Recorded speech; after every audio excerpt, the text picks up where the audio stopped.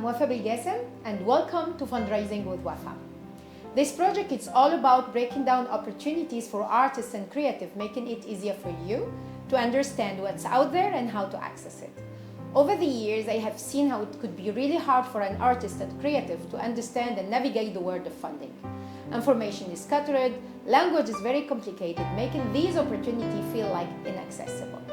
So in each episode, I'll be highlighting an opportunity, breaking down its eligibility, accessibility, and requirement, explaining the do's and don'ts, and providing some advices in how to get the most of it.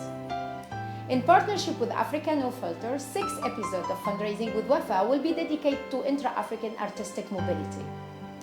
These episodes are also the opportunity and the tribune to contribute to build very positive narrative around African mobility and migration. Today's episode is dedicated to tell you more about the 𝐴MA Mobility Fund. And stick around because I will be also testifying as past beneficiary of this fund. So, 𝐴MA Mobility Fund. 𝐴MA stands for Arts Moves Africa. And this fund is really one of the pioneer intra-African mobility funding. It was dedicated to support mobility of artists, cultural workers, and individuals operating with the cultural creative industries. There were no restrictions whatsoever related to the artistic discipline, and to facilitate mobility between an African country to another African country. So who's eligible? You have to be an African cultural worker or artist, you have to be operating in Africa, and you have to apply for a mobility project to attend either an event, a conference, a seminar, and even a prospection and research or partnership building. The funds cover only flight costs related to your project. And for this episode, the past beneficiary of this fund is myself.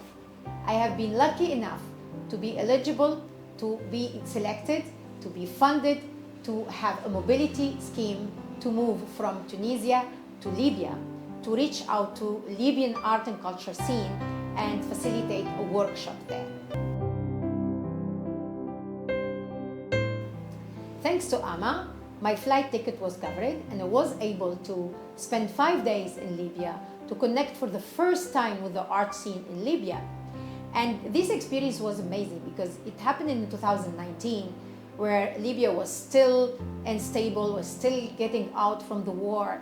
And I was really grateful for this fund because they took risk. It was a very risky project, yet they supported me and they trusted me, and I went there. The impact of that mobility for me personal, first as a person, the connection with my fellow Libyan artists and knowing what they are going through, the struggle they are working around, all those obstacles in a very harsh environment was really inspiring as a personal level, but even as a professional, because thanks to that workshop, connection has been made. I was able to have partners in other projects.